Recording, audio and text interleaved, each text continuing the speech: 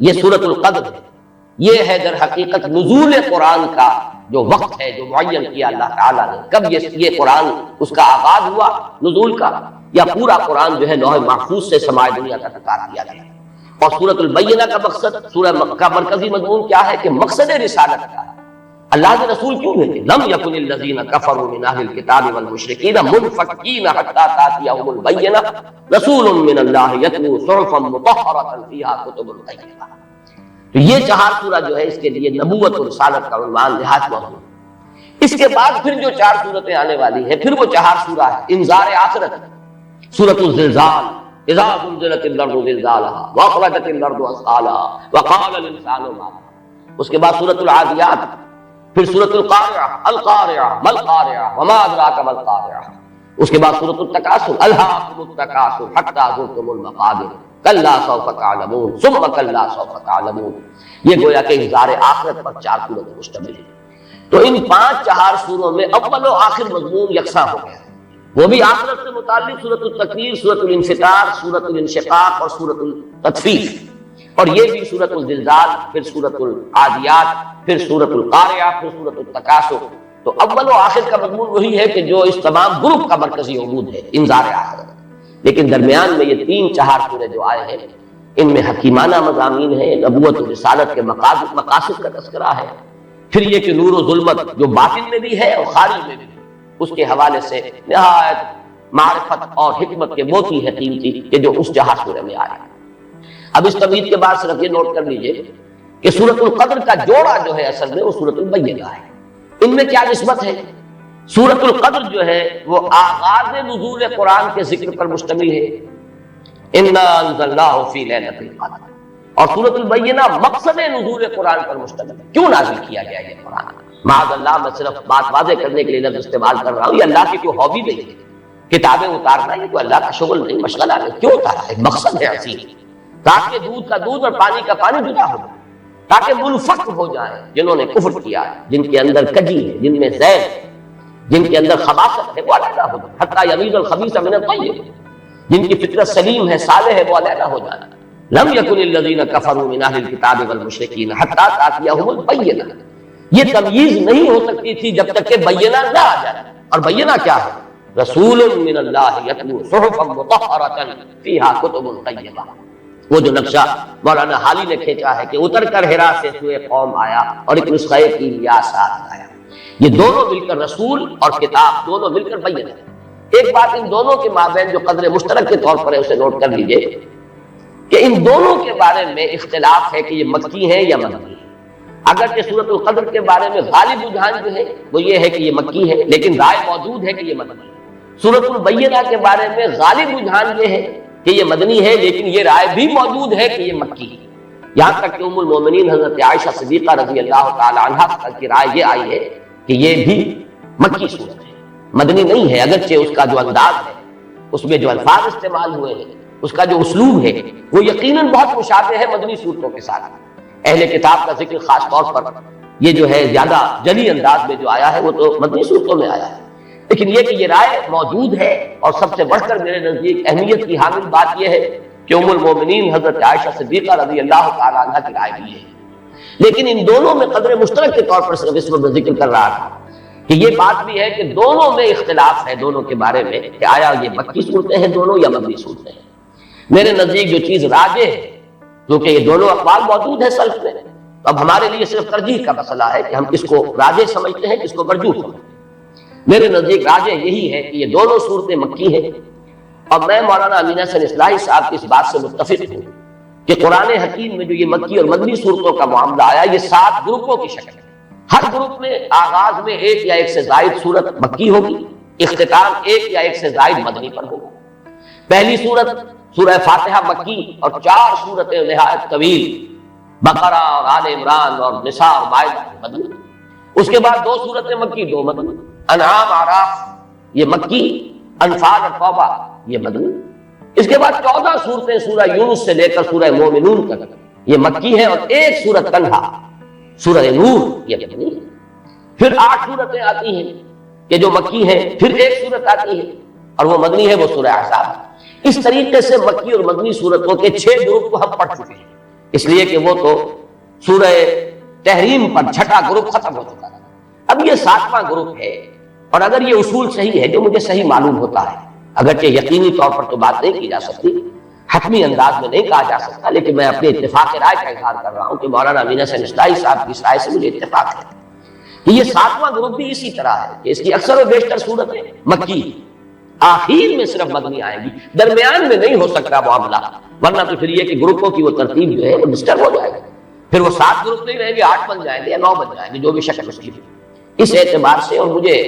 نہ صرف اس اصول کے اعتبار سے بلکہ ویسے بھی جو قرائن محسوس ہوتے ہیں وہ یہی ہے کہ یہ صورتیں مکی ہیں۔ آخر میں جا کر میرا مولانا امین حسن اصلاحی صاحب سے ایک اختلاف ہے، لیکن جب وہاں ہم پہنچیں گے کہ آخری مدنی صورتیں کون کون سی، میں وہاں پھر اس اختلاف کو وہاں بیان کروں گا۔ اور یہ بات سمجھ لیجئے کہ اصول میں اتفاق کے باوجود اصول کی اپلیکیشن میں اختلاف ہو سکتا ہے، اصول ایک ہی ہے، لیکن یہ ہے کہ اس کا جب آپ انتباہ کرتے ہیں کسی مسئلے میں، آپ کی رائے کچھ اور ہو سکتی ہے، کسی دوسرے شخص کی رائے کچھ اور ہو سکتی ہے، اور اس میں ہم حتمی اور یقینی طور پر کچھ نہیں کہہ سکتے، واللہ عالم کہہ کر ہمیں اپنی رائے ظاہر کرنی چاہیے۔ تو جہاں تک بحثیت مجموعی اصول کا تعلق ہے، مکی مدنی صورتوں کے 7 گروپ، ان میں مجھے کامل اتفاق ہے مولانا اصلاحی صاحب کے ساتھ، لیکن آخری گروپ کی مدنیات کون سی ہے اس میں مجھے ان سے اختلاف ہے۔ اس سے بھی زیادہ گہرا تعلق جوڑا تو ہے اس کا سورۃ القدر کا، سورۃ البینہ، لیکن چونکہ 4 سورے کے ضمن میں میں عرض کر چکا ہوں کہ صرف جوڑوں کی نسبت نہیں ہوتی، بلکہ بعض جگہوں پر آپ دیکھیں گے کہ اس 4 سورے کی سورہ نمبر 2 اور سورہ نمبر 3 میں زیادہ گہری مناسبت ہے، وہ میں بیان کر چکا ہوں سورۃ العلق کے درس کے ضمن میں۔ 5 آیات ابتدائی سورہ علق سے، اقرا بسم ربک الذی خلق، خلق الانسان من علق، اقرا وربک الاکرم الذی علم بالقلم، علم الانسان ما لم یعلم، اور 5 ہی سورت آیات ہیں اس سورہ مبارکہ کی سورۃ القدر کی، اور ان میں جو گہرا ربط ہے وہ اظہر من الشمس ہے، وہ پہلی وحی ہے، اور اس میں پہلی وحی کے نزول کا ذکر ہے، اس کا وقت معین کیا گیا ہے، ہم نے یہ لیلہ مبارکہ اس کو نازل فرمایا۔ انا انزلناه في ليلة القدر وما ادراك ما ليلة القدر ليلة القدر خير من الف شهر تنزل الملائكة والروح فيها بإذن ربهم من كل امر سلام هي حتى مطلع الفجر۔ تو کس قدر خوبصورت رب ہے۔ سورہ علق کی 5 آیات ابتدائی، اور یہ سورہ مبارکہ کل 5 آیات پر مشتمل ہے، وہ پہلی وحی ہے جو نازل ہوئی، اور یہ پہلی وحی کے نزول کا وقت ہے جس کا تعین ہو رہا ہے سورۃ القدر۔ ایک میں اس سے پہلے بھی عرض کر چکا ہوں، جیسے سورۃ التین اور سورہ بلد کے درمیان، حالانکہ سورہ بلد جو ہے وہ تو 4 سورہ دعوت و حکمت سے متعلق ہے، اس کی آخری صورت ہے 4تھی صورت، اور سورۃ التین جو ہے وہ 4 سورہ نبوت و رسالت کی پہلی صورت ہے، لیکن ان کے مابین بڑا گہرا ربط ہے۔ جو قسمیں ہیں، لا اقسم بہذا البلد وانت حل بہذا البلد ووالد وما ولد لقد خلقنا الانسان فی کبد والتین والزیتون وطور سینین وہذا البلد الامین لقد خلقنا الانسان فی احسن تقویم۔ تو معنوی اعتبار سے بہت مشابہت اور مناسبت اور بہت گہرا ربط جو ہے سورہ بلد اور سورۃ التین کے مابین ہے۔ بالکل اسی طرح یہاں نوٹ کر لیجئے کہ ایک ربط ثالث جو ہے اس سورۃ القدر کا، ایک ربط تو ہے جوڑے ہونے کی نسبت سے سورہ بینہ کے ساتھ، ایک ربط ہے 4 سورہ کے اعتبار سے سورۃ العلق کی ابتدائی 5 آیات کے ساتھ۔ یہ ربط ثالث ہے، یہ 3rd ڈائمنشن ہے اس کے مضامین کے ربط کا،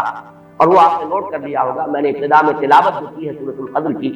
اس کے ساتھ ہی متصل تلاوت کی ہے سورہ دخان کی ابتدائی 6 آیات۔ مضامین کے اعتبار سے ان میں جس قدر مشابہت ہے، یہاں لیلۃ القدر کا لفظ آیا، وہاں لیلہ مبارکہ کا لفظ آیا، انا انزلناہ فی لیلۃ مبارکہ، یہاں انا انزلناہ فی لیلۃ القدر، یہاں یہ فرمایا گیا من کل امر تنزل الملائکۃ والروح فیہا باذن ربہم من کل امر، وہاں فرمایا فیہا یفرق کل امر حکیم امرا من عندنا انا کنا مرسلین۔ تو مضامین کے اعتبار سے، اور وہ جو اصول میں نے بارہا بیان کیا ہے کہ اہم مضامین قرآن حکیم میں کم سے کم 2 جگہ ضرور آئے بڑی گہری مشابہت کے ساتھ، تو یہ مضمون جو ہے وہ لیلہ مبارکہ، وہ لیلۃ القدر جو ہے اس کا ذکر، اس کی عظمت کا بیان، یہ قرآن مجید میں ان 2 مقامات پر آ رہا ہے۔ مصحف میں تو بہت فصل ہے، کہاں سورہ دخان 25ویں پارے میں، کہاں یہ آخری پارے میں سورۃ القدر، گویا کہ کافی بوجھ ہے مصحف کے اعتبار سے، لیکن مضامین کے اعتبار سے نہایت قریبی ربط ہے، بہت گہری مشابہت ہے۔ اب آئیے ان تمہیدی مضامین کے بعد ہم سورہ مبارکہ کا لفظ بلفظ مطالعہ کریں۔ انا انزلناہ فی لیلۃ القدر، یا نوٹ کیجئے قرآن حکیم میں اللہ تعالیٰ نے اپنی ذات کے لیے کہیں تو واحد کا صیغہ استعمال کیا، اننی انا اللہ لا الہ الا انا فاعبدنی واقم الصلاۃ لذکری، یہ سب واحد. کہیں جمع کا صیغہ آتا ہے، انا انزلناہ فی لیلۃ القدر، انا فتحنا لک فتحا مبینا، انا نحن نزلنا الذکر وانا لہ لحافظون، انا اعطیناک الکوثر. تو اس میں ظاہر بات ہے کہ اگرچہ یہ مفرد ہے انی، اور یہ انا جو ہے جمع کا صیغہ ہے، لیکن یہ اظہر من الشمس ہے کہ اس میں اللہ تعالیٰ کی ذات میں کوئی تعدد یا تکثر کا کوئی سوال نہیں، معاذ اللہ ثم معاذ اللہ، کوئی کثرت نہیں، وہ تو وحدت مطلقہ ہے. ذات باری تعالیٰ وحدت مطلقہ ہے، جس سے بڑی وحدت اور جس سے گہری وحدت کا ہم تصور میں نہیں کر سکتے. لہذا یہاں پر جمع کا صیغہ کس لیے آیا؟ یہ عربی زبان کا اسلوب ہے کہ جیسے شاہانہ انداز کا کلام ہوتا ہے، یہ ہم جو ہے در حقیقت اپنی عظمت، اپنی تفخیم، اپنی جلالت شان، اپنی علو مرتبت، اس کے اظہار کے لیے انا انزلناہ فی لیلۃ القدر. انزلناہ، یہ جو ضمیر مفعولی ہے، ہم نے نازل کیا اس کو لیلۃ القدر. اب یہ عام طور پر اسلوب یہ ہے کہ ضمیر کا استعمال وہاں آنا چاہیے جہاں جس شے کے لیے ضمیر آ رہی ہے اس کا ذکر صراحت کے ساتھ پہلے ہو چکا ہو. عام اسلوب یہ نہیں، لیکن قرآن حکیم کے اپنے اسالیب ہیں، خاص مخصوص اسالیب ہے. قرآن مجید جیسے ہم کہا کرتے ہیں کہ فلاں ادیب جو ہے وہ خود صاحب طرز ادیب ہے، اس نے اپنی طرز خود ایجاد کی ہے، یہ طرز خاص ہے، ایجاد میری. صاحب طرز ادیب جیسے ہوتے ہیں ہمارے ہاں، جن کو ہم کہتے ہیں، قرار دیتے ہیں. قرآن مجید کے اپنے اسالیب ہے، اپنا طرز بیان ہے، اور اس میں یہ ہے کہ جو شے بالکل اظہر من الشمس، اس کے لیے پہلے سے تذکرہ ہونا ضروری نہیں ہے. اس کے لیے ضمیر لے آئیں گے بغیر اس کے کہ پہلے سے صراحت کے ساتھ اس کے لیے کوئی ذکر موجود. اس میں در حقیقت اشارہ یہ ہوتا ہے، یہ بالکل سامنے کی بات ہے، اس میں ذکر کی ضرورت ہی نہیں، یہ تو جانی پہچانی بات ہے، یہ تو بالکل مشہور اور معروف حقیقت ہے. اسی کی دو مثالیں ہیں. مثلا یہ کہ سابقہ سورت جو ہے سورۃ العلق، اس میں کہیں ابو جہل کا نام نہیں آیا ہے، لیکن ظاہر بات ہے کہ جب وہ آیات نازل ہوئی ہیں اور جب محمد رسول اللہ صلی اللہ علیہ وسلم نے ان کو پڑھ کر سنایا ہوگا تو شاید ہی کوئی شخص و مکے والا کہ جو نہ پہچان سکا ہو کہ یہ کس کا ذکر ہے. ارایت الذی ینہی عبدا اذا صلی، ارایت ان کان علی الہدی او امر بالتقوی، ارایت ان کذب وتولی، الم یعلم بان اللہ یرا. ظاہر بات ہے اظہر من الشمس سے تو نام لینے کی ضرورت ہے. اسی طریقے سے مثلاً اسلوب جو ہے بہت نمایاں ہو کر آیا سورہ واقعہ کے آخری رکوع میں، کلا اذا بلغت الحلقوم فلولا اذا بلغت الحلقوم. تو کیوں نہیں ایسا ہوتا کہ جب وہ پہنچ جاتی ہے حلق تک، حلقوم تک، کیا پہنچ جاتی ہے؟ اب یہاں پہ اظہر من الشمس سے مراد ہے عالم نظام میں، جبکہ جان آ کر ہستی میں پھنس جاتا ہے. یہاں گھنگرو بولتا ہے اصل میں، حتی اذا بلغت الحلقوم. یہ آخری وقت جو ہے معلوم ہوتا ہے کہ یہاں کوئی آواز آ رہی ہے اور جان یہاں آ کر پھنس گئی، لیکن یہاں جان کا یا نفس کا کہیں لفظ نہیں آیا. لا فلولا اذا بلغت الحلقوم وانتم حينئذ تنظرون ونحن اقرب اليه منكم ولكن لا تبصرون فلولا ان كنتم غير مدينين ترجعونها ان كنتم صادقين. اب یہاں پر بھی لفظاً کوئی ذکر نہیں ہے کہ کس شے کے لیے یہ لفظ استعمال ہو رہا ہے، لیکن اس کے مشہور و معروف اور اظہر من الشمس ہونے کے اعتبار سے وہ جو عام قاعدہ ہے اس کے خلاف یہاں پر بغیر اس کی صراحت کے تذکرے کے ضمیر کا استعمال ہو گیا. انا انزلناہ فی لیلۃ القدر. اس میں ایک بات اور نوٹ کیجئے کہ در حقیقت کسی شے کا اس طرح تذکرہ نہ کرنا یہ خود اس کی عظمت کی دلیل. گویا کہ یہاں پر نہ صرف یہ کہ قرآن کے لیے اس ہو کا ضمیر جو ہے اس کی انا انزلناہ، یہ قرآن کے اپنے مخصوص اسلوب کے مطابق آئی ہے، بلکہ اس میں قرآن کی عظمت کی طرف اشارہ ہے، اس لیے کہ جو صاحب عظمت ہستی ہو اس کا نام نہیں لیا جاتا، بلکہ اس کی طرف آ جناب، آ حضور، یہ الفاظ جو ہے یہ اسی لیے اختیار کیے گئے ہیں اور ایجاد کیے گئے ہیں کہ عظیم ہستی صاحب مرتبہ کوئی شخصیت ہے، اس کا نام نہیں لیا جاتا، اس کی طرف اشارے کیے جاتے ہیں. انا انزلناہ،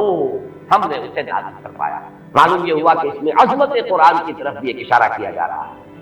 پھر اس میں عظمت قرآن جو ہے اس کے دو اور اسلوب ہیں جو اس میں سامنے آئے. انا انزلناہ فی لیلۃ القدر، ہم نے خود نازل کیا ہے. حالانکہ ہمیں معلوم ہے کہ یہ نزول جو ہوا ہے محمد رسول اللہ صلی اللہ علیہ وسلم پر بواسطہ ملک ہوا، جبرائیل کے ذریعے سے. فإنہ نزلہ علی قلبک، اس نے نازل کیا اس قرآن کو اے نبی آپ سے، نزل بہ الروح الامین علی قلبک، اس کو لے کر نازل ہوئے یا اس کو نازل کیا ہے روح الامین نے. تو معلوم یہ ہوا کہ فرشتہ درمیان میں ہے،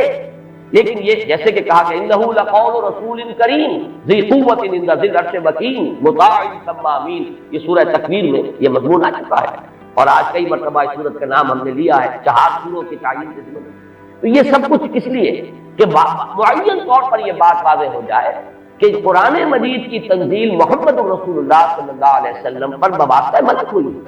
لیکن یہاں اس واسطے کو ہٹا کر بات کی جائے اِنَّا أَنزَلْنَاهُ فِي لَيْلَةِ الْقَدْرِ، تاکہ یہ اللہ تعالیٰ کی ذات کے ساتھ اس کی جو نسبت خصوصی ہے وہ نمایاں ہو، اور اس سے قرآن مجید کی بھی عظمت جو ہے وہ اور اجاگر ہو کر اور نکھر کر اور ظاہر ہو کر سامنے آ جائے. اسی طریقے سے اس کا ایک اور اسلوب بھی ہے کہ وقت نزول جو ہے لیلۃ القدر، جبکہ ہم نے اسے نازل کیا ہے لیلۃ القدر میں، اور پوری سورت جو ہے اب اس لیلۃ القدر کی عظمت پر جو ہے گفتگو کر رہی ہے. اس میں بھی گویا کہ نزول قرآن جو ہے اس کے لیے لیلۃ القدر کا انتخاب یہ بھی عظمت قرآن کے بیان و اظہار کا ایک اِنَّا أَنزَلْنَاهُ فِي لَيْلَةِ الْقَدْرِ. اس میں اب تیسری بحث جو ہماری ہے وہ یہ ہے کہ انزال اور تنزیل کا فرق. یہ بات میں عرض کر چکا ہوں کہ باب افعال سے مصدر آئے اور پھر باب تنزیل سے اسی مادے سے اگر مصدر آئے تو ان میں فرق کیا ہوتا ہے. باب افعال میں کسی کام کا دفعتاً کرنے، ایک ہی مرتبہ یک بارگی جسے ہم کہتے ہیں کام کو مکمل کرنا. باب تفعیل میں تدریجاً، یہ تدریج خود جو ہے تفعیل کے وزن پر ہے، تدریجاً تھوڑا تھوڑا کر کے کسی کام کو بڑے اہتمام کے ساتھ، اس لیے کہ جب اہتمام ہوتا ہے اور جب اس کی خاص توجہ ہوتی ہے تو رفتار کم ہو جائے گی، اور جب کہیں کسی کام کو بس تیزی سے کر دیا جائے تو پھر اتنی توجہ کی ضرورت نہیں ہوتی. اس میں مثال جو ہے بہت نمایاں اعلام اور تعلیم. اعلام کے معنی خبردار کر دینا، بتا دینا، بس بتا دیا. اب تمہارے سمجھ میں آیا ہے تو آیا ہے، نہیں آیا تو نہیں آیا. اگر آیا ہے تو ٹھیک ہے، نہیں آیا تو دفع ہو. ہمارا کام تھا بتا دینا، ہم نے بتا دیا. یہ اعلام، بتا دیا اعلام. تعلیم ہے ذہن نشین کرنا، اتارنا، بٹھانا، سمجھانا، تھوڑا تھوڑا کر کے بٹ بائی بٹ. پھر یہ دیکھنا کہ یہ بات سمجھ میں آ گئی تو اگلا قدم، یہ بھی اگر سمجھ میں آ گئی تو اگلی بات. یہ تعلیم. تو اسی طریقے سے جو اعلام اور تعلیم کا فرق ہے وہی فرق ہے انزال اور تنزیل. اور یہ الفاظ وہ قرآن مجید میں اگرچہ کہیں کہیں استثناءات ہیں، لیکن آپ کو معلوم ہے کہ یہ تو اصول ہے دنیا میں ہر جگہ پر، ایکسیپشنز پروو دی رول. اگر کہیں استثناءات آ جائیں تو اس سے قانون جو ہے اور کلیات ٹوٹتے نہیں ہیں بلکہ اور موقت ہو جاتا ہے. تو یہ بات نوٹ کر لیجئے کہ استثناءات تو اگرچہ ہیں انزال اور تنزیل کے استعمال میں، لیکن یہ کہ بالعموم یا یوں کہیے کہ قانون کے طور پر، ایک کلیے کے طور پر انزال کا لفظ آتا ہے قرآن مجید کا نزول یا تو آغاز نزول جو ہوا محمد رسول اللہ صلی اللہ علیہ وسلم پر، یا پورے قرآن کا نازل کیا جانا لوح محفوظ سے سمائے گیا، کیونکہ یہ دفعتاً ہوا ہے پورا قرآن کے لیے نازل کر دیا جائے. یہ دونوں آراء جو ہیں ہمارے ہاں مفسرین کے ہاں موجود ہیں. امام شافعی کی رائے یہ ہے کہ انا انزلناہ فی لیلۃ القدر سے مراد یہ ہے کہ اس کا آغاز نزول ہوا ہے لیلۃ القدر. حضرت عبداللہ ابن عباس رضی اللہ تعالیٰ عنہما، اور ظاہر بات ہے کہ ان کی رائے بہت زیادہ اہمیت کی حامل ہے، وہ حبر الامہ ہے، ان کے بارے میں حضور کی خصوصی دعا ہے اللہم فقہہ فی الدین وعلمہ التاویل. اے اللہ اس نوجوان کو دین کا فہم اور تفقہ عطا فرما، اور اسے تعویل اور تفسیر کا علم جو ہے بالخصوص وہ عطا فرما. تو حضرت عبداللہ ابن عباس اسی وجہ سے رضی اللہ تعالیٰ عنہما حبر الامہ، حبر کہتے ہیں بہت بڑے عالم،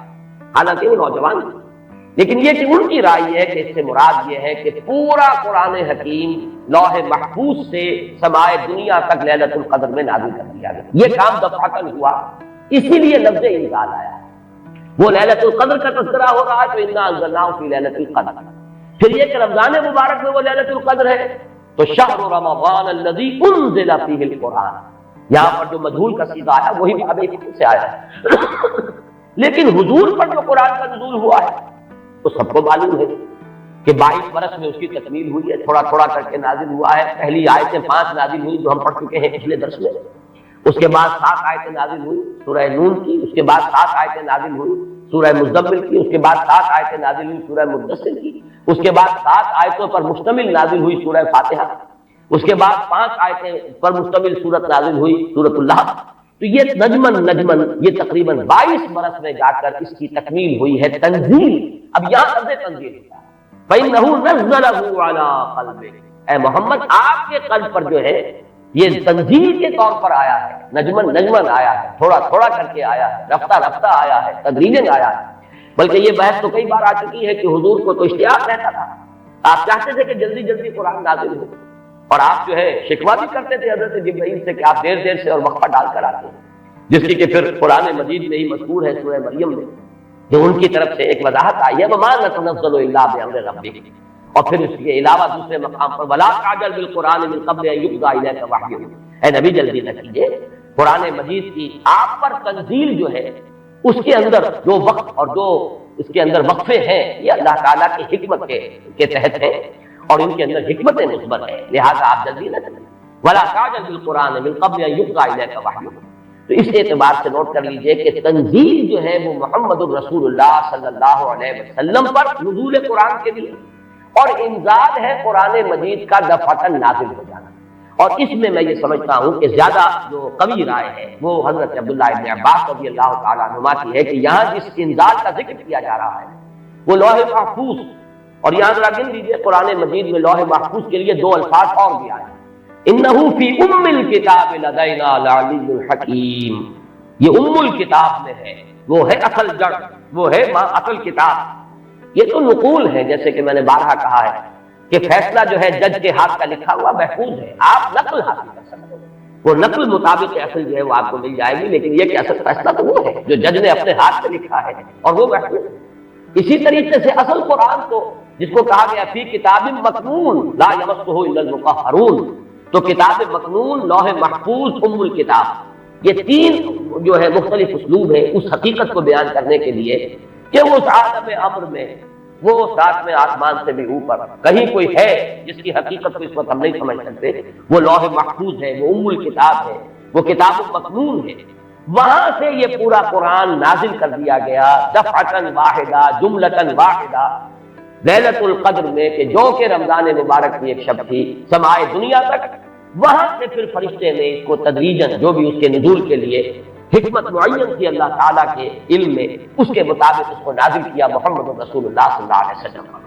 البتہ یہ رائے کہ اس سے مراد آغاز نزول ہے، یہ بھی لفظی اعتبار سے اس کے اندر کوئی تضاد نہیں ہوگا، اس لیے کہ آغاز نزول میں جو آیات نازل ہوئی ہیں وہ تو دفعتاً واحدہ ہی نازل ہوئی۔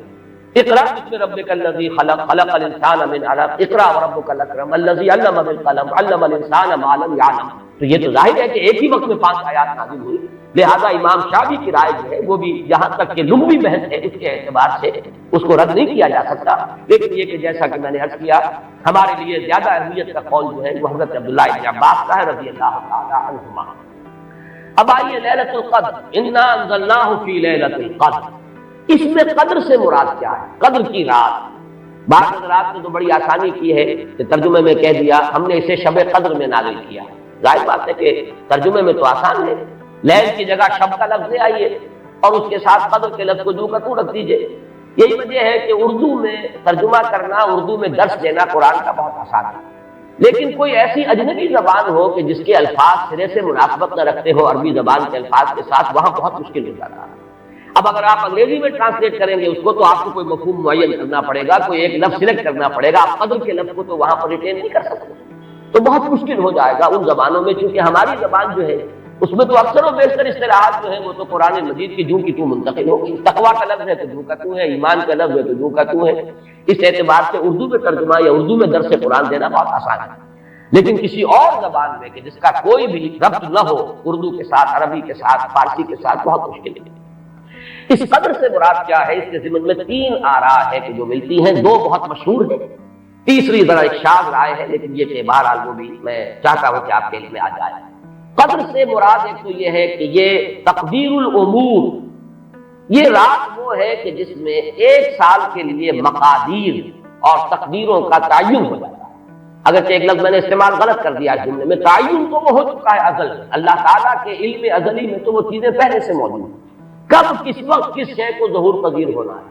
کب کس وقت کس جگہ کون سا واقعہ ظاہر ہوگا، لیکن یہ ہے کہ وہ تو اللہ کا علم قدیم ہے، علم کی حد تک وہ علم قدیم ہے، وہ تو ہمیشہ سے شے جو ہے موجود ہے اللہ کے علم قدیم میں، لیکن یہ کہ ہر سال کا معلوم ہوتا ہے کہ جیسے ہمارے ہاں ایک مفہوم ہے بجٹ سیشن ہے، سال بہ سال کچھ چیزیں معین کی جاتی ہیں، اس اعتبار سے ہر سال یہ ایک شب آتی ہے کہ جس میں اس سال سے متعلق امور فرشتوں کے حوالے کر دیے جاتے ہیں۔ اس اصل جو ہے ام الکتاب سے یوں سمجھ لیجئے، ام الکتاب اب یہاں میں لفظ استعمال کر رہا ہوں، اللہ تعالیٰ کا علم قدیم، اللہ تعالیٰ کے علم قدیم میں جو چیزیں معین ہیں جو آنے والے سال کے لیے جو حالات، حوادث، واقعات جو بھی ظہور پذیر ہونے ہیں، ان کے بارے میں اللہ کے جن فیصلوں کی تنفیذ ہونی ہے وہ حوالے کر دی جاتی ہیں فرشتوں کے کہ وہ ان کو تنفیذ کریں۔ یہ گویا کہ تقدیر کی رات ہے، لیلۃ القدر، یعنی وہ رات جس میں تقدیر الامور، تمام معاملات جو ہیں ان کا معاملہ طے کر دیا جاتا ہے۔ اور اس کی تائید ہوتی ہے وہ سورہ دخان کی آیت سے فیہا یفرق کل امر حکیم، اور اس آیت میں جو لفظ آیا وہ بہت پیارا آیا، یفرق، اس رات میں ہر بات جو پختہ ہے وہ جدا کر دی جاتی، فرق کے معنی جدا کر دینا، فرق الگ کر دینا، فرق کے معنی ہے کسی شے کے ٹکڑے کر دینا، وہ فرق ہوگا۔ فرقوا دینہم، انہوں نے اپنے دین کے ٹکڑے کر دیے، کسی شے کو، کسی جز کو کل سے جدا کرنا، یہ فرق ہوگا۔ تو معلوم ہوا فیہا یفرق کل امر حکیم۔ میں آج سوچ رہا تھا تو انگریزی کا ایک لفظ بہترین ذہن میں آیا، ایشو ہو جانا، ایک شے ایشو کر دی جائے۔ اب یہ آرڈر ایشو ہو گئے، طے ہے علم قدیم میں، اللہ تعالیٰ کا وہ علم قدیم جو ازلی ہے اس میں تو وہ چیزیں ہیں، لیکن اس سال کے لیے وہ آرڈر ایشو کر دیے گئے، فیہا یفرق کل امر حکیم امرا من عندنا، ہمارے پاس سے ان معاملات کا معاملہ جو ہے فیصلہ ہوتا ہے، کوئی اور طاقت نہیں ہے فیصلہ کرنے والی، وہ فیصلے ہمارے ہی ہیں، ہمارے ہی پاس سے وہ فیصلے جو ہیں صادر ہوتے ہیں۔ لیکن یہ کہ اس شب میں لیلہ مبارکہ اسے کہا گیا، انا انزلناہ فی لیلۃ مبارکۃ انا کنا منذرین فیہا یفرق کل امر حکیم امرا من عندنا انا کنا مرسلین، وہ ہمارے پاس سے وہ فیصلے جو ہیں وہ صادر ہو کر اور حوالے کر دیے جاتے ہیں۔ گویا کہ آپ جیسے کہتے ہیں آرڈر ایشو ہو گئے، آپ کے تبادلے کے یا آپ کی ترقی کا جو حکم ہے ایشو ہو گیا۔ تو یہ گویا کہ یہ ایک سال کا معاملہ، اور اس کے ساتھ ہی نوٹ کر لیجیے قرآن حکیم میں معلوم ہوتا ہے کہ اللہ تعالیٰ کے ہاں سے یہ فیصلے جو ہیں قضاء و قدر کے اور جو بھی اللہ کے احکام ہیں ان کی تنفیذ، تدبیر امر، اس کے لیے بھی کئی لیولز معین ہیں۔ چنانچہ سورہ سجدہ میں جو فرمایا گیا ہے وہ تو یہ ہے کہ 1000 سال کا معاملہ طے ہو جاتا ہے۔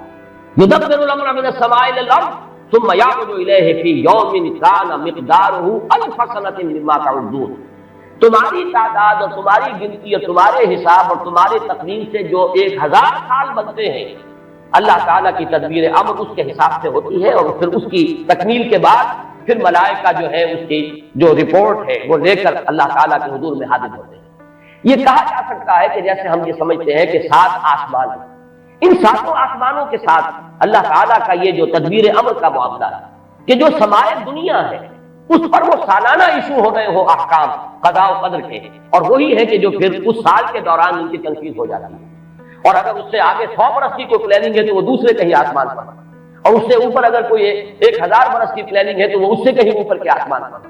اور اگر اس سے اوپر 10,000 برس کی کوئی پلاننگ ہے تو اس سے اوپر کے آسمان پر ہو۔ یہ سارے معاملات غیر ممکن ہیں، یہ عالم امر کی وہ باتیں ہیں جن کو صحیح طور پر سمجھنا ہم صرف اشارات کے حوالے سے کوئی دھندلا سا تصور قائم کر سکتے ہیں کہ قرآن ایک طرف یہ بھی کہہ رہا ہے، یدبر الامر من السماء الى الارض ثم يعرج الیہ فی یوم کان مقدارہ الف سنۃ مما تعدون۔ سورہ معارج میں یہ بھی ہے، تعرج الملائکۃ والروح الیہ فیہا، اس میں فی یوم کان مقدارہ 50,000 سنۃ، 50,000 برس کا بھی ایک دن رہتا ہے۔ تو ہو سکتا ہے کہ ان تمام مختلف درجہ بدرجہ جو تدبیر امر کے فیصلے اللہ کی طرف سے حکمت الہی اور علم الہی سے جن چیزوں کا کہ ایشو ہو رہا ہو، جس کے کہ احکام صادر ہو رہے ہو، وہ بھی درجہ بدرجہ ہو، اور یہ جو ہے سمائے دنیا پر یہ ایک سالانہ جو ہے نظم اس کا قائم ہو، اور اس کے حوالے سے فرشتوں کو جو اس دنیا کے فرشتے ہیں جو یہاں پر تنفیذ امر کی جو خدمت ہے اس پر معمور ہیں ان کے حوالے کر دیا جاتا ہے۔ تو ایک رائے تو میں نے عرض کی کہ قدر سے مراد تقدیر، کہ یہ رات جو ہے تقدیر الامور کی رات ہے، تمام جو امور ہیں ان کے مقادیر، ان کی تعیین، ان کے بارے میں اللہ تعالیٰ کے احکام جو ہے ان کا ایشو ہو جانا۔ ایک رائے یہ ہے کہ یہ قدر سے مراد ہے قدر و منزلت، اونچا رتبہ، علو شان، منزلہ اور شرف۔ اب اس کی تائید ہوتی ہے، معلوم ایسا ہوتا ہے کہ یہ دونوں باتیں تو بیک وقت جو ہے مراد ہے، اسی لیے میں نے کہا یہ دونوں اقوال بہت مشہور بھی ہیں، اور میرے نزدیک یہ دونوں ہی اس میں یہ ذو معنیین لفظ کے طور پر یہاں استعمال ہوا، یہ دونوں ہی مراد ہیں۔ یہ رات خود اپنی جگہ پر بھی بجائے خود، جسے ہم کہتے ہیں بجائے خود بھی بہت قدر و منزلت کی رات ہے، اور اس شب میں 1 سال کے معاملات جو ہیں وہ فرشتوں کے حوالے کر دیے جاتے ہیں۔ اس اعتبار سے اس کو کہا گیا لیلہ مبارکہ، انا انزلناہ فی لیلۃ مبارکہ، یہ خود مبارک ہے، اس کے اندر برکتیں ہیں، اس کے اندر عظمت ہے، اس کی اپنی شان بلند ہے، علو مرتبت کی حامل ہے یہ رات۔ یہ دو مفہوم جو ہے جب میں نے جیسا کہہ کیا یہ تو بہت کثرت کے ساتھ ہے اور یہی زیادہ مشہور بھی ہے، بلکہ ان کے ضمن میں دوسری بات کے ضمن میں ایک نقطہ ترازی کے درجے کی بات ہے، لیکن بات ان کے حسین ہے، وہ میں آپ کو سنا رہا ہوں۔ ابو بکر وراق ہے جنہوں نے اس میں نقطہ پیدا کیا ہے کہ یہ لیلہ قدر اس لیے ہے لأنہ نزل فیہا کتاب ذو قدر علی لسان ملک ذی قدر علی امت لہا قدر۔ یہ تین انہوں نے قدر جمع کیے ہیں کہ یہ اس لیے اس کو ليلۃ القدر کہا گیا کہ ایک طرف تو یہ کہ اس میں وہ کتاب نازل ہوئی جو بڑی قدر و منزلت والی کتاب ہے، ثانیاً وہ اس فرشتے کی زبانی نازل ہوئی کہ جو بہت قدر و منزلت کا ذی قوت عند ذی العرش مکین مطاع ثم امین، پھر اس امت کے لیے اس کی تنزیل ہو رہی ہے جس کی بڑی قدر و منزلت ہے اللہ کے ہاں۔ اور شاید اسی وجہ سے وہ کہتے ہیں جناب وراق کہ شاید اسی وجہ سے لفظ قدر جو ہے اس سورہ مبارکہ میں 3 مرتبہ آیا ہے۔ انا انزلناه في ليلة القدر وما ادراك ما ليلة القدر ليلة القدر خير من الف شهر۔ لیکن جیسا کہ میں نے عرض کیا ہے یہ بس ایک نقطے کے حد تک ہے، دلچسپ نقطہ ہے، میں نے اس کا تذکرہ کر دیا ہے۔ ایک تیسرا مفہوم جو شاذ ہے جو لیا گیا قدر سے کہ قدر کا ایک مفہوم ہے تنگی کا، جیسے کہ سورۃ الفجر میں ہم پڑھ چکے ہیں فَأَمَّا الْإِنسَانُ إِذَا مَا ابْتَلَاهُ رَبُّهُ فَأَكْرَمَهُ وَنَعَّمَهُ فَيَقُولُ رَبِّي أَكْرَمَنِ وَأَمَّا إِذَا مَا ابْتَلَاهُ فَقَدَرَ عَلَيْهِ رِزْقَهُ فَيَقُولُ رَبِّي أَهَانَنِ۔ انسان کا معاملہ عجیب ہے کہ جب اس کا رب اس کا امتحان لیتا ہے، اسے آزماتا ہے نعمتیں دے کر، عزت دے کر، تو کہتا ہے میرے رب نے مجھے عزت دے دی، اور جب اس کا رب اس کو آزماتا ہے اس پر رزق کو تنگ کر کے،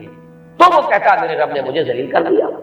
تو یہاں پر جو تنگی کا مفہوم ہے قدر میں، تو ایک مفہوم یہ لیا گیا ہے کہ یہ ليلۃ القدر ليلۃ الضیق ہے، اور یہ اس لیے کہ اس زمین پر اتنی کثرت سے اتنی کثیر تعداد میں فرشتے نازل ہوتے ہیں کہ تنگی پیدا ہو جاتی ہے۔ اب ظاہر بات ہے کہ یہ اس عالم ارواح کے ساتھ مناسبت رکھنے والے لوگ جن کی اپنی روحیں جو ہیں وہ اس درجے لطیف ہوں کہ کسی مناسبت ان کو پیدا ہو گئی ہو، صرف ان کا ایک ادراک ہو سکتا ہے، باقی یہ کہ جہاں تک لفظ کا تعلق ہے اس میں اس کی گنجائش موجود ہے۔ تو ليلۃ القدر کے 3 مفہوم ہوئے، جن میں سے 2 جو ہے پہلے وہ تو باہم جمع بھی ہو سکتے ہیں، ذو معنیین لفظ کی حیثیت سے اس کا استعمال ہو سکتا ہے۔ اس میں تمام مقادیر اور تمام تقدیروں کا گویا کہ اللہ تعالیٰ کی طرف سے صدور ہو جاتا ہے، ایشو ہو جاتے ہیں تمام احکام آئندہ سال کے۔ دوسرے یہ کہ یہ خود اپنی جگہ پر بڑی مبارک اور بڑی قدر و منزلت والی رات ہے۔ تیسری بات وہ ہے جو میں نے کیا ایک شاذ کی رائے ہے کہ اس میں فرشتوں کا نزول اس کثرت سے ہوتا ہے کہ زمین کے اندر اس کی وجہ سے جب جگہ کی تنگی ہو جاتی ہے، واللہ اعلم۔ اب اس کے بعد فرمایا وما ادراک ما ليلۃ القدر، یہ ما ادراک اور ما یدریک اس کے بارے میں بعض حضرات کی ایک رائے ہے، تو شاید اس سے پہلے اتنی وضاحت سے میں نے کبھی بیان نہ کی ہو، آج اس کو نوٹ کر لیجیے۔ عموماً تو مفسرین دونوں کا مفہوم ایک ہی لیتے ہیں، یعنی آپ کو کیا معلوم، آپ کو کس نے بتایا، گویا کہ نفی ہے کہ آپ کا اندازہ نہیں ہو سکتا کہ وہ کیا شے ہے، وہ ليلۃ القدر کی عظمت کیا ہے۔ لیکن بعض حضرات نے یہ فرق کیا ہے کہ جب یہ فعل ماضی میں آتا ہے وما ادراک، اس میں مراد یہ کہ آپ کو خوب معلوم ہو، کیا ہی معلوم ہے آپ کو کہ اس کی قدر و قیمت کیا ہے، یعنی اس میں گویا کہ نبی اکرم صلی اللہ علیہ وسلم کے لیے نفی نہیں بلکہ اس بات القارعہ وما ادراک ما القارعہ، القارعہ ما القارعہ وما ادراک ما القارعہ، گویا کہ اس بات ہوتا ہے کہ آپ کو خوب معلوم ہے کہ قارعہ کیا ہے۔ لیکن یہ کہ جہاں ما یدریک آتا ہے وما یدریک لعلہ یزکیٰ اور یذکر فتنفعہ الذکریٰ، جہاں فعل مضارع آئے گا وہاں در حقیقت وہ مفہوم ہوگا کہ یہ بات حضور صلی اللہ علیہ وسلم کے علم میں نہیں ہے۔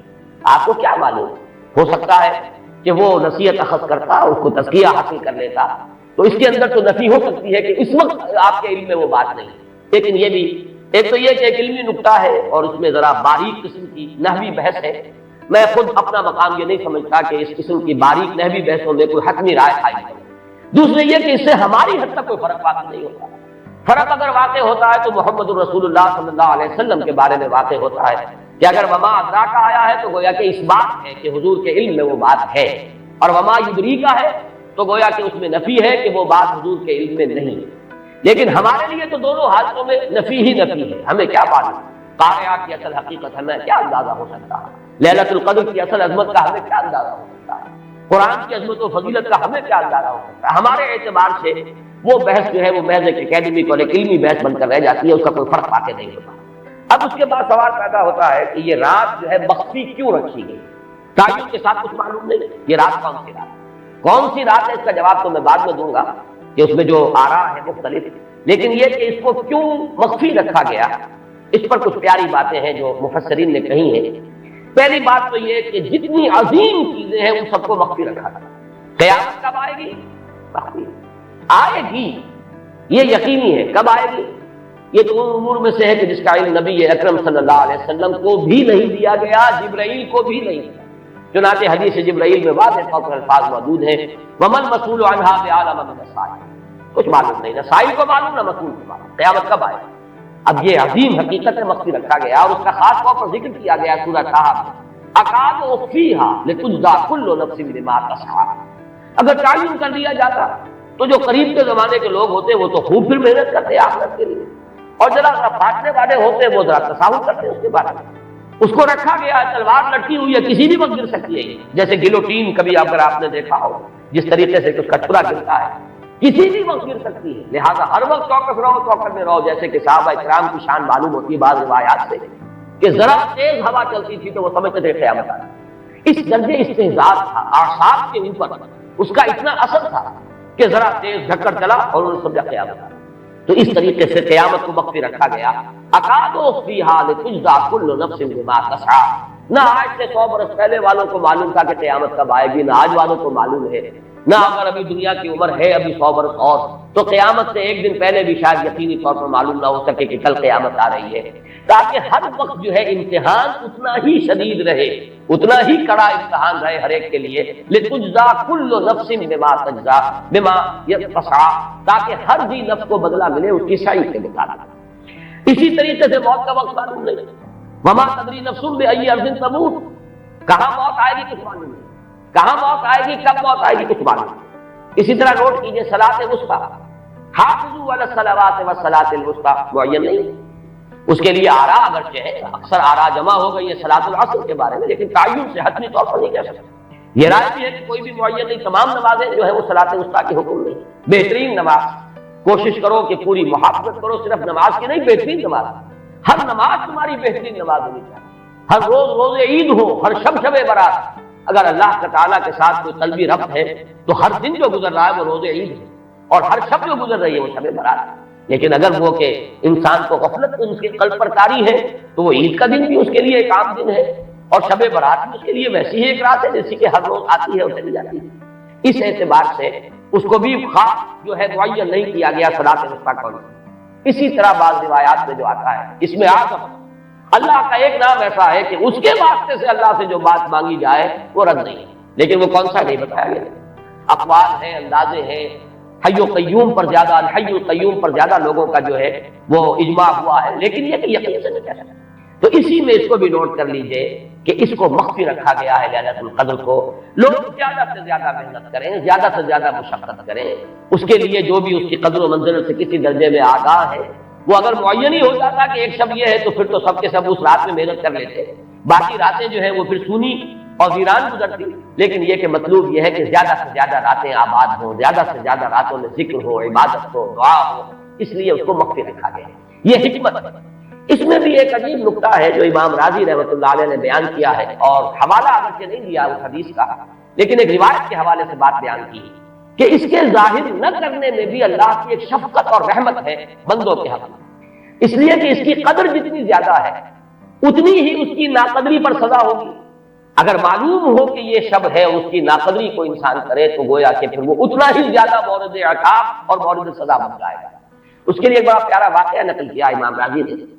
کہ حضور صلی اللہ علیہ وسلم حضرت علی رضی اللہ تعالی عنہ ایک روز مسجد میں داخل ہوئے، ساتھی آئے ہیں، دیکھا کہ ایک شخص سو رہا ہے، نماز کا وقت ہو چکا تھا۔ حضور نے حضرت علی سے فرمایا کہ اسے جگا دو، اسے ہوش میں لے آؤ تاکہ یہ وضو کرے، نماز کے لیے تیاری کرے۔ حضرت علی نے امتثال امر کیا، جا کر جگا دیا۔ لیکن پھر ایک سوال کیا حضرت علی کہ حضور آپ کو خود نیکی کے کاموں میں بہت سبقت فرمانے والے ہیں، سباق بالخیر یہ لگ رہا ہے، سبقت کرنے والے بہت کثرت کے ساتھ، تو آپ نے یہ جو ہے یہ کام خود کیوں نہیں فرمایا اور مجھے کیوں اس کے لیے آپ نے حکم دیا؟ آپ خود بھی اسے جگا سکتے تھے۔ آپ نے فرمایا کہ تم اس کی حکمت کو سمجھ، میرے جگانے پر اگر وہ نہ جاگتا اور انکار کر دیتا تو کفر ہو جاتا اس کے حق میں، اور تمہارے جگانے پر اگر کوئی تساہل سے بھی وہ کام دیتا تو وہ کفر نہ ہوتا۔ تو یہ فرق ہے کہ اللہ تعالیٰ کی طرف سے ایک شفقت ہے کہ حضور صلی اللہ علیہ وسلم جگاتے اور کسی درجے میں وہ انکار کر دیتا. کبھی ایسا بھی ہوتا آدمی نیند میں ہے اور وہ کہتا جاؤ جاؤ مجھے آرام کرنے دو. تو اگر میرے ساتھ یہ معاملہ ہوتا تو وہ کفر کے درجے کو پہنچ جاتی بات, لیکن اگر تمہارے ساتھ یہ معاملہ ہو بھی جاتا تو اس درجے شدید نہ ہوتا. تو گویا کہ حضور نے اس شخص پر شفقت کے اعتبار سے یہ شکل اختیار کی کہ خود نہیں جگایا, بلکہ یہ کہ حضرت علی رضی اللہ تعالیٰ عنہ کو حکم دیا کہ اسے جگانا. تو یہ نقطہ کہ لیلۃ القدر کے اخفاء میں یہ بات بھی ہے کہ اگر اس کو عیاں کر دیا جاتا, معین کر دیا جاتا, تو پھر جو لوگ اس سے غافل رہتے پھر وہ بہت سخت ناقدری کا ارتکاب کرتے اور بڑی سزا کے متوجہ مل جاتا. اب آپ چھٹی بحث ہے کہ وہ رات کون سی ہے. اگرچہ ایک رائے شاذ یہ بھی ہے کہ وہ رمضان سے باہر کی رات بھی ہو سکتی ہے, لازم نہیں ہے کہ رمضان ہی کی کوئی شب. اس میں چونکہ بعض حضرات نے ایک روایت کی وجہ سے یہ جسے ہم شب برات کہتے ہیں, لیلۃ البراۃ, یہ شعبان کی 15ویں شب, درمیانی شب, اور اس کے بارے میں ایک روایت موجود ہے حضرت عائشہ صدیقہ رضی اللہ تعالیٰ عنہا کی کہ رات کے وقت ان کی آنکھ کھلی اور وہ باری آپ ہی کے پاس شب باسی کی تھی حضور کی, تو حضور موجود نہیں تھے. تو تشویش ہوئی کہاں گئے. تو جب تلاش کی گئی تو معلوم ہوا کہ حضور جنت البقیع قبرستان میں پہنچے ہوئے ہیں اور وہاں آپ ان کے لیے جو بھی وہاں دفن ہے ان کے لیے استغفار فرما رہے ہیں. جب پوچھا گیا معاملہ کیا, تو آپ نے فرمایا یہ بڑی عظیم رات ہے اور اس رات میں فوت ہونے والوں کا فیصلہ ہو جاتا ہے, پیدا ہونے والوں کا فیصلہ ہو جاتا ہے. تو اب وہ بھی ایک لیلہ مبارکہ. اسی وجہ سے بعض لوگوں نے وہ جو سورہ دخان کی ابتدائی آیات ہے انا انزلناہ فی لیلۃ مبارکہ, اس کو محمول کیا ہے اسی رات پر کہ جو جس کو ہم شب برات کہتے ہیں اپنی عام اصطلاح میں. لیلۃ البراۃ سے عربی میں کہا جاتا ہے. برات کے معنی کسی کا چھٹکارا پا لینا. یہ شب برات جو ہے وہ برات شادی والی برات نہیں ہے, بلکہ یہ برات کا لفظ ہے عربی زبان کا, جو ہمارے ہاں وہ غلط العام میں برات شب برات بن گیا ہے. برات, برات من اللہ ورسولہ, جو سورہ برات کا پہلا لفظ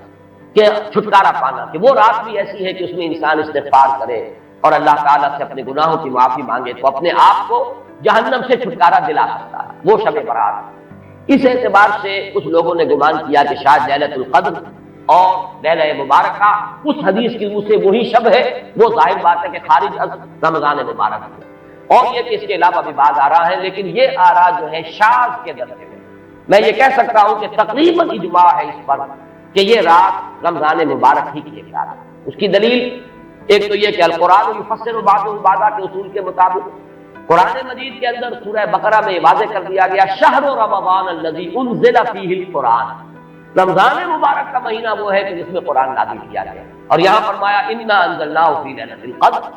ہم نے اس کو اتارا ہے لیلۃ القدر.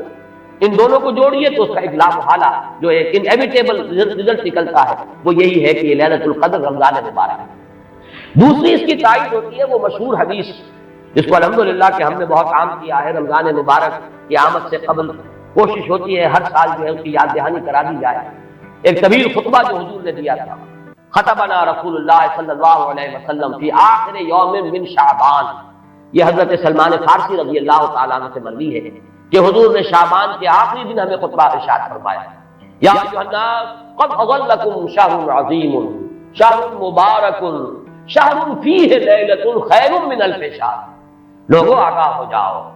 تم پر ایک بہت مبارک مہینے نے, بڑی عظمت والے مہینے نے سایہ کر دیا ہے, سایہ فگن ہو گیا ہے تم پر ایک مہینہ جو بڑی عظمت والا ہے, شہر عظیم,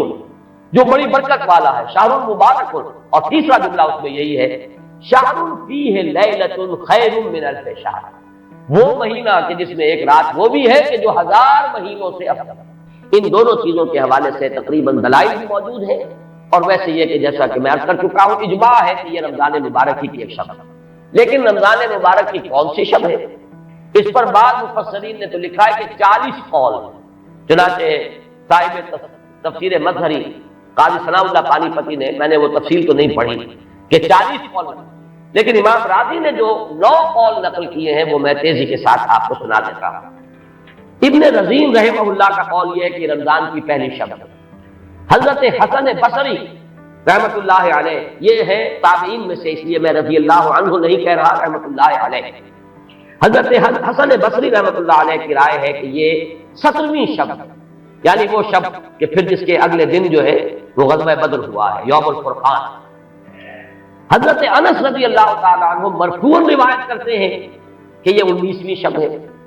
محمد بن اسحاق جو بہت بڑے سیرت نگار ہیں حضور کے، ان کا قول ہے کہ یہ 21ویں شب ہے۔ حضرت عبداللہ ابن عباس رضی اللہ تعالیٰ عنہما سے قول جو ہے مروی ہے کہ یہ 23ویں شب ہے۔ حضرت عبداللہ ابن مسعود رضی اللہ تعالیٰ عنہ سے مروی ہے کہ یہ 24ویں شب ہے۔ اور اس کو میں ذرا اہمیت دیتا ہوں اس لیے کہ 24ویں شب جو ہے سورہ علق کی ابتدائی آیات کے نزول کے ضمن میں کچھ حساب کتاب کے جوڑنے سے 24ویں اور 25ویں شب کا بھی معاملہ جڑتا ہے، جو کہ میں نے آپ کو سورہ علق کے درس کے دوران بتایا۔ اس کے بعد حضرت ابو ذر غفاری رضی اللہ تعالیٰ عنہ کا قول ہے کہ یہ 25ویں شب ہے۔ اس کے بعد حضرت ابی بن کعب رضی اللہ تعالیٰ عنہ کا قول ہے، یہ وہ ہے جن کو کہ حضور نے خود فرمایا کہ اقرأہم ابی بن کعب، قرآن مجید کے سب سے بڑے قاری حضرت ابی بن کعب ہیں رضی اللہ تعالیٰ عنہ۔ اور ان کے بھی سینے پر آپ نے تھپکی دی تھی کہ ایک سوال کیا آپ نے کہ سب سے عظیم سورت کون سی ہے، اور جب انہوں نے صحیح جواب دے دیا سورہ فاتحہ، تو پھر یہ کہ اس پر حضور نے تھپکی دی کہ تمہیں اللہ تعالیٰ نے بہت صحیح مناسبت عطا کی ہے علم کے ساتھ۔ ان کی اور صحابہ میں سے بہت سے لوگوں کی رائے، یہاں تک کہ یہ کہا جا سکتا ہے کہ بقیہ اقوال جو ہے وہ شاذ کے درجے میں ہے، اور یہ گویا کہ اگر اجماع نہ کہا جائے تو بہت حد تک اتفاق کے درجے میں ہے کہ یہ 27ویں شب ہے۔ اور اس 27ویں شب کے ضمن میں حضرت عبداللہ ابن عباس سے ایک روایت میں پہلے آپ کو بتا چکا ہوں کہ 23ویں شب ہے، لیکن 27ویں شب کے ضمن میں جو مختلف روایات حضرت عبداللہ ابن عباس رضی اللہ تعالیٰ عنہما سے مروی ہیں، ان میں بھی کچھ لطیف نکات ہیں، وہ میں بعد میں بیان کروں گا۔ اس کے بعد ایک شاذ قول اور بھی ہے کہ یہ 29ویں شب ہے۔ تو یہ گویا کہ 9 ہے اقوال، ان میں سے بعض جلیل القدر صحابہ کے ہیں، عبداللہ ابن مسعود، ابو ذر غفاری، ابن عباس، ابی ابن کعب،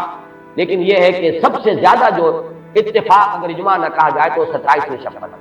اس 27ویں شب کے بارے میں حضرت عبداللہ ابن عباس نے 3 نقطے بیان کیے۔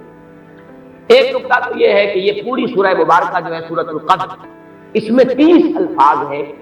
اور ان 30 الفاظ میں سے 27واں لفظ ہے ہی حتی مطلع الفجر، یہ 27واں ہے۔ اس کے بعد سے گویا کہ انہوں نے ایک ربط قائم کیا ہے کہ یہ 27ویں شب ہے۔ ایک بات انہوں نے یہ کہی ہے کہ اللہ تعالیٰ کو وطر محبوب ہے، اللہ وطر و یحب الوطر، اللہ خود بھی اکیلا ہے اور وطر کو پسند کرتا ہے۔ پھر یہ کہ وطر جو ہے اب رمضان مبارک کے اندر اگر وہ وطر شمار کیے جائیں گے تو 14-15 وطر بن جائیں گے،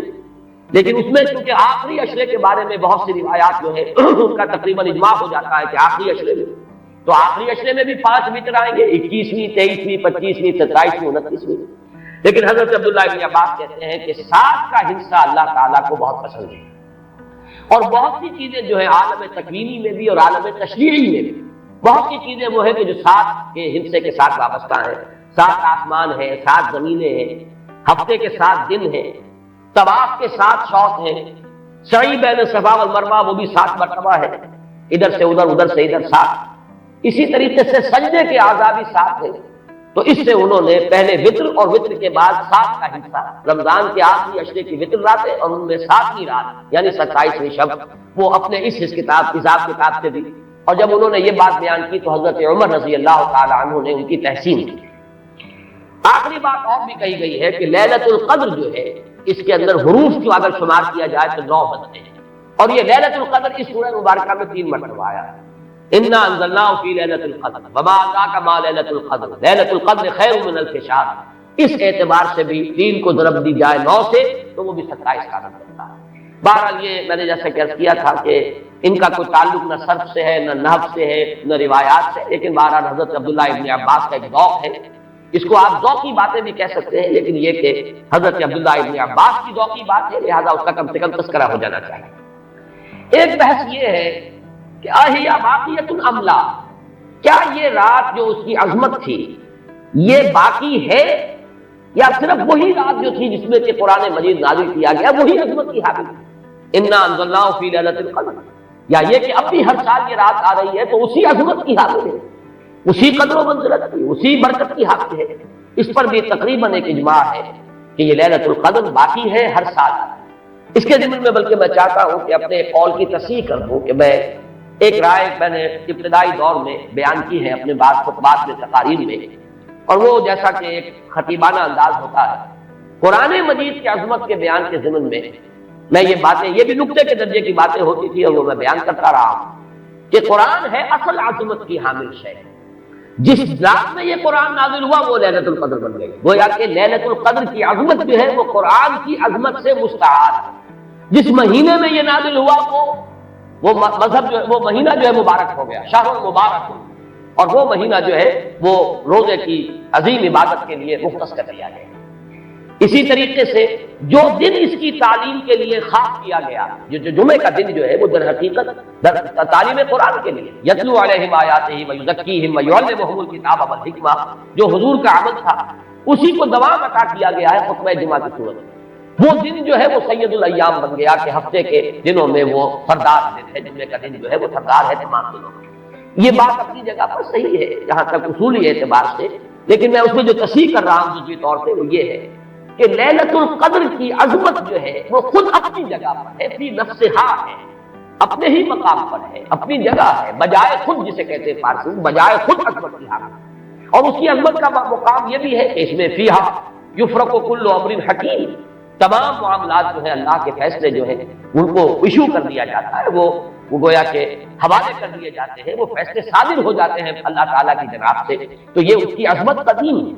قرآن کا نزول اس کے ساتھ شامل کیا گیا ہے کہ اس عظیم رات کا انتخاب کیا گیا ہے قرآن کے نزول کے لیے. یہ میں چاہتا تھا کہ اپنے ان سابقہ بیانات کے ضمن میں یہ تصحیح جو ہے میں آپ کو نوٹ کرا دوں. دوسرے یہ کہ آیا اس کے ساتھ اس کا دن بھی اس عظمت میں شامل ہے یا نہیں.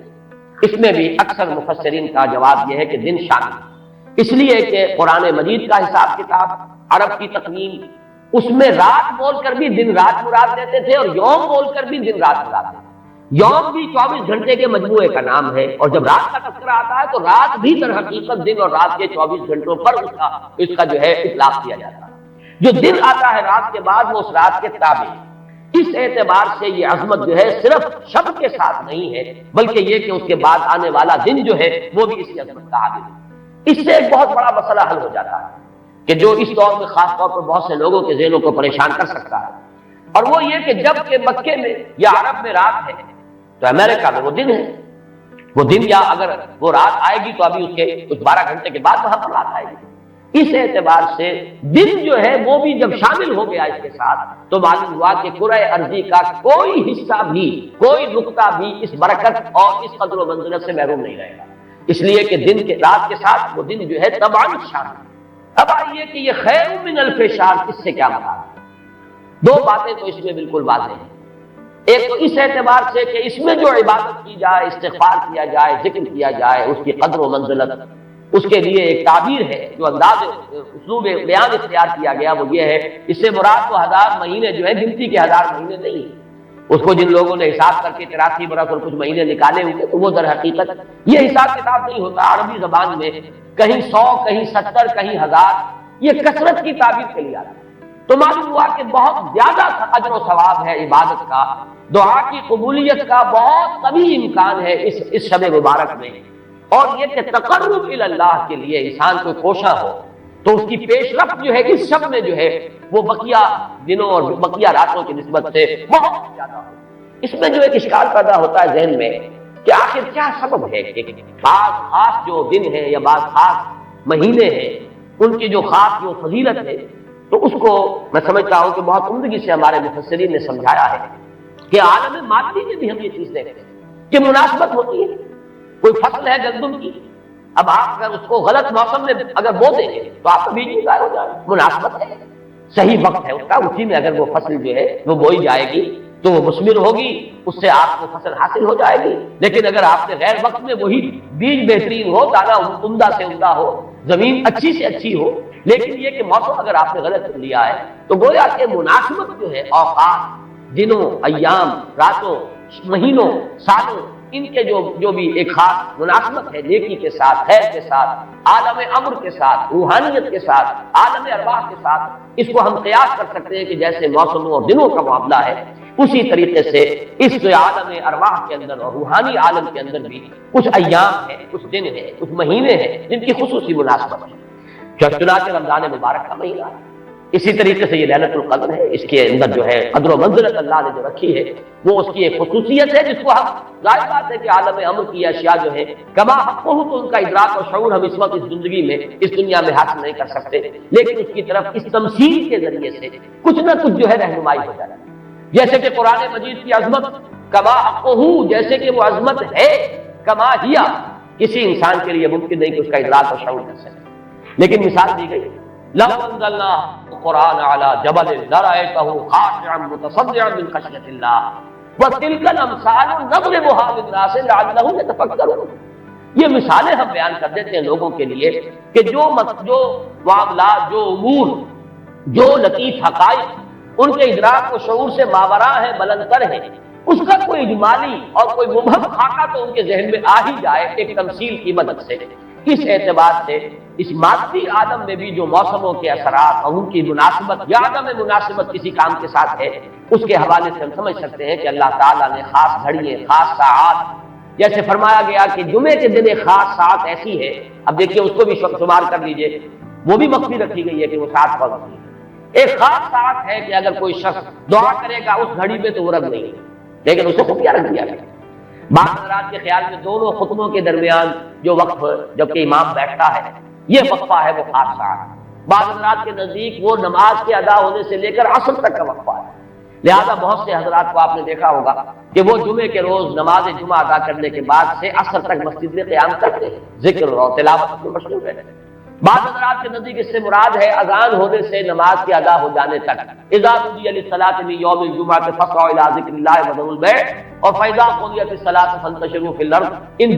دونوں کے مابین جو وقت ہے وہ گویا کہ تھا، لیکن اس کو بھی مخفی رکھ دیا گیا. وہ جو میں نے کچھ لسٹ گنوائی تھی کہ عظمت والی چیزوں کو اللہ نے چھپایا ہے، اسے مخفی رکھا ہے، اسی میں اس کو بھی شامل کر لیجئے کہ ایک گھڑی ہے جمعے کے دن، ایک وقت ہے، ایک ساعت ہے، اس میں جو دعا کی جائے قبول ہو جائے گی. اسی طریقے سے یہ لیلۃ القدر ہے، اسی طریقے سے اور مختلف ہے. تو لیلۃ القدر خیر من الف شہر تنزل الملائکۃ والروح فیہا باذن ربہم من کل امر، نازل ہوتے ہیں فرشتے اور الروح. اگرچہ الروح کے بارے میں اس کا مصداق کیا ہے بہت سے اقوال ہیں، لیکن یہاں پر اکثر و بیشتر مفسرین جو ہے متفق ہیں کہ یہاں مراد حضرت جبرائیل علیہ السلام. فرشتوں میں ان کے چونکہ ایک خاص مقام ہے، بہت اونچا ان کا مقام ہے، کہا جا سکتا سید الملائکہ، تمام فرشتوں کے وہ سردار ہیں. یہی وجہ ہے کہ وہی ہے قرآن کے نازل کرنے والے. یہ عظیم اللہ کا پیغام جو ہے نوع انسان قیام آخری حامل رحمت للعالمین، تو اس کے لانے والے بھی جو ہے وہ فرشتوں میں، جیسے کہ میں نے وہ آیات آپ کو اس سے پہلے بھی سنائی کہ انہ لقول رسول کریم ذی قوت عند ذی العرش مکین مطاع ثم امین. اب یہ ساری مدح جو ہو رہی ہے، تعریف ہو رہی ہے حضرت جبرائیل علیہ السلام. تو یہ گویا کہ عطف الخاص علی العام کی ایک مثال ہے. تمام ملائکہ، الملائکہ بہت سے ملائکہ، اور یہاں پہ اس سے اندازہ کیجئے کہ معلوم ہوتا ہے بہت کثیر تعداد میں ملائکہ ہیں جن کا نزول ہوتا ہے. وہ جو میں نے قدر کا ایک مفہوم بیان کیا گیا تھا کہ اتنے ملائکہ آتے ہیں کہ زمین پر جگہ نہیں رہتی، اور لیلۃ القدر سے مراد لیلۃ الضیق ہے کہ ملائکہ کے لیے اس کا چونکہ ابھی حال ہی میں مجھے تجربہ ہوا ہے کہ جب ہم نے طواف وداع کیا ہے تو وہ ہم نے دیکھا ہے ضیق کی وہ کیفیت جو ہے وہ تنگی کہ وہاں پر جگہ جو ہے آدمی کا سانس لینا مشکل ہو جائے اس درجے تک. تو اب یہ تو ایک عالم مادی کی کا ضیق تھا جو ہم دیکھا ہے، جس کا ہمیں تجربہ ہو گیا. عالم ارواح میں فرشتوں کا ضیق کہ اتنے فرشتے نازل ہو جائیں کہ ان کو تنگی محسوس ہو، ان کو اپنے لیے جگہ نہ مل رہی ہو زمین پر، تو یہ بھی ایک مفہوم ہے. تنزل الملائکۃ والروح، نازل ہوتے ہیں فرشتے اور جبرائیل، بالخصوص حضرت جبرائیل علیہ السلام، فیہا الشبد بِإِذْنِ رَبِّهِمْ مِنْ كُلِّ أَمْرٍ سَلَامٍ، وہ اپنے رب کے اذن سے. اس میں گویا کہ وہ جڑ کاٹی جا رہی ہے، جیسا کہ میں نے بارہا بیان کیا ہے کہ ایمان بالملائکہ ہی بگڑ کر مشرکانہ نظام کی شکل اختیار کر لیتا. یہ دیویوں اور دیوتاؤں کا تصور جو دنیا میں ہے، گاڈز اینڈ گاڈیسز، اور یہ جو بھی عربوں کے ہاں تھا آلہہ کا تصور، یہ در حقیقت فرشتوں کا تصور ہے جو بگڑ گیا. ہم جانتے ہیں فرشتہ پہاڑوں کا ایک فرشتہ ہے، ملک الجبال، جو حضور کی خدمت میں حاضر ہوا تھا یوم طائف کو. اگر آپ مجھے حکم دیں میں ان پہاڑوں کو آپس میں ٹکرا دوں، اور جن لوگوں نے آپ کے ساتھ یہ زیادتی کی ہے وہ سرمے کی طرح پس کر رہے ہیں. ملک الجبال ایک فرشتہ ہے کہ جو پہاڑوں پر معمول ہے. اسی کو کہہ دیا گیا پہاڑوں کا دیوتا. فرق کیا ہے ملک الجبال اور پہاڑوں کا دیوتا میں؟ فرق کیا ہے؟ دیوتا کے ساتھ تصور یہ کہ اسے کچھ اختیار حاصل ہے، جبکہ فرشتوں کے بارے میں جو صراحت قرآن کرتا ہے اس کے بارے اختیار کوئی نہیں. یفعلون ما یؤمرون، وہ وہی کچھ کرتے ہیں جو جس کا انہیں حکم دیا جاتا ہے. لا یعصون اللہ ما امرهم ویفعلون ما یؤمرون، وہ اللہ کے کسی حکم کی نافرمانی نہیں کرتے، وہی کرتے ہیں جس کا ان کو حکم ہوتا ہے. اور وہ آیت جو میں نے پہلے بھی آج سنائی ہے حضرت جبرائیل نے حضور کے اس شکوے یا گلے کے جواب میں جو بھی کہا، اپنی وضاحت پیش کی، ما نتنزل الا بامر ربک، اے نبی اے محمد صلی اللہ علیہ وسلم، آپ کا شوق اپنی جگہ، لیکن ہم نازل نہیں ہو سکتے آپ کے رب کے اذن کے بغیر، آپ کے رب کے حکم کے بغیر، ہمارا اختیار نہیں۔ اور وہ مقام اس اعتبار سے عظیم ترین مقام ہے قرآن مجید کا، ضربۃ السنا،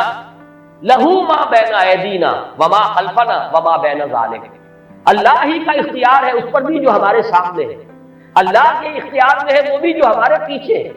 اور اللہ کے اختیار میں وہ بھی جو ان دونوں کے مابین ہے۔ اب ان دونوں کے مابین کیا ہے؟ میرے آگے یہ سب کچھ ہے، میرے پیچھے یہ سب کچھ ہے، میرے آگے اور پیچھے کے مابین کون ہے؟ میں ہوں۔ گویا کہ ملائکہ بالکلیہ اللہ کے اختیار ہے، ان کا کوئی اختیار جو ہے اپنا نہیں ہے، اگرچہ بہت ملائکہ مقربین ہے، مقام بہت بلند ہے، نوری مخلوق ہے۔ چنانچہ مسلم شریف میں حضرت عائشہ صدیقہ رضی اللہ تعالیٰ عنہ کی روایت موجود ہے کہ اللہ نے فرشتوں کو نور سے پیدا کیا، نوری الخلق، نوری الاصل،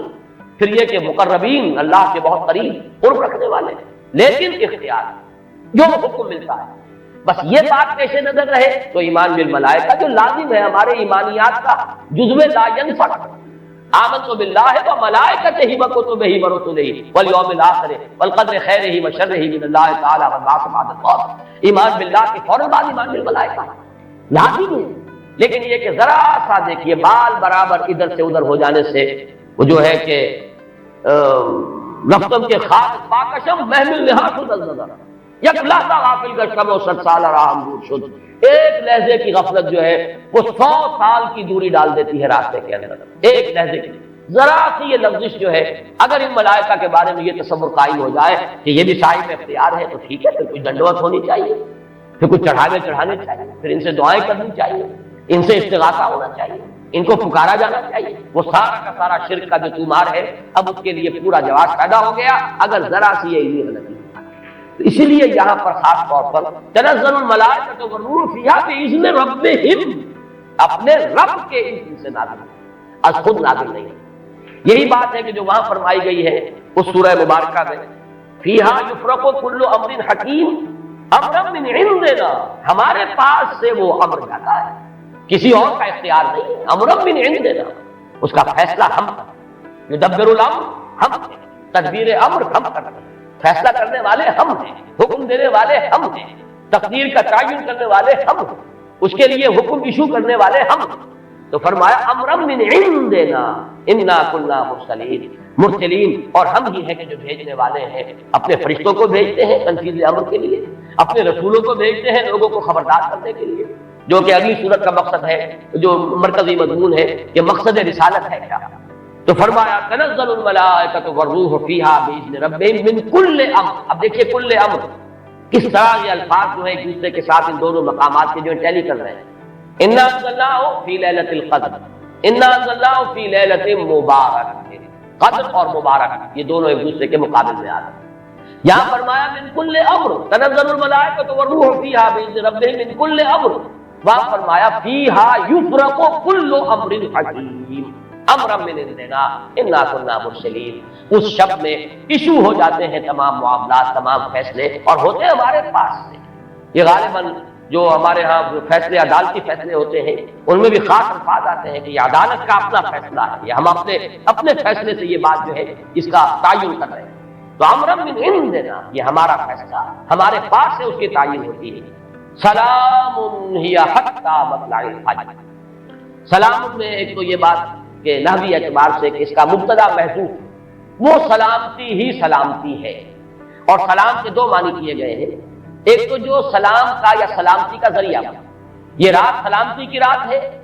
اس رات میں سلامتی حاصل کی جا سکتی ہے، اس رات میں اللہ کی مغفرت حاصل کی جا سکتی ہے، اللہ کے عفو و درگزر کے عام ہونے کی رات ہے۔ ایک یہ کہ اس رات میں مولانا اسلائی صاحب نے بڑا پیارا لفظ استعمال کیا ہے کہ جو شیاطین جن ہیں ان پر کرفیو لگا دیا جاتا ہے، جیسے رمضان مبارک کے بارے میں آیا ہے کہ ان جو شیاطین ہیں ان کو قید کر دیا جاتا ہے، یعنی یہ کہ برائی کے جو محرکات و دوائی ہیں ان میں کمی آ جاتی ہے، خیر کے دوائی اور داعیات و محرکات وہ اس کے اندر نکھرتے ہیں، ابھرتے ہیں، اور یہ ہر شخص کو اندازہ ہے رمضان مبارک کا خاص ماحول ہوتا ہے۔ اس میں واقعہ یہ ہے کہ اگرچہ بدقیمت لوگ اس میں بھی بد کرداری کا معاملہ کرتے ہیں، لیکن یہ کہ طبیعت جو عام ماحول اس ماہ مبارک کا ہوتا ہے اس میں خیر کا کرنا نسبتاً بہت آسان دوسرے دنوں کے مقابلے میں، اور برائی کی طرف میلان جو ہے وہ زیادہ ہی شدید ہوگا تو شاید اس کا جو ہے اظہار ہو جائے، ورنہ عام طور پر برائی کے میلانات جو ہے ان میں کمی پیدا ہو جاتا ہے۔ تو سلام ایک تو اس معنی میں کہ سلامتی حاصل کرنے والی رات، دوسرے یہ کہ اس رات میں سلامتی ہوتی ہے کہ جنات جو ہے شیاطین جن ان کے اوپر پابندیاں ہیں، قدغنے ہیں، اور ایک یہ لفظ لایا گیا ہے سالم کے معنی، سالم پوری رات، یہ پوری رات کا معاملہ ہے، اس کی کوئی خاص ساعت نہیں ہے۔ اس میں گویا کہ خاص دلجوئی کی جا رہی ہے کہ اگر کوئی شخص پوری رات میں نہیں بھی جاگ سکا لیکن اگر طبیعت میں انشراح ہو جائے کسی اس کی ایک ساعت میں، کسی ایک حصے میں، تو وہ یہ سمجھے کہ وہ محروم نہیں رہا، اسے اس رات کی سعادتوں اور برکات میں سے حصہ مل رہا ہے۔ ہی حتی مطلع الفجر، اور یہ رات جو ہے یہ فجر کے طلوع ہونے تک یہ برکات کا نزول، فرشتوں کا نزول، خیر و سعادت، سلامتی کا حصول، یہ تمام چیزیں جو ہے اس رات کے آخری جو سرحد ہے مطلع الفجر، طلوع فجر تک یہ تمام کیفیات برقرار رہتی ہیں۔ اللہ تعالی ہم سب کو یہ لیلہ قدر اور لیلہ مبارکہ جو ہے اس کی برکات سے اور اس کی قدر و منزلت سے اور اس کے خیرات و حسنات سے متمتع ہونے کی توفیق عطا فرمائے۔ بارک اللہ لی و لکم فی القرآن العظیم و نفعنی و ایاکم بالآیات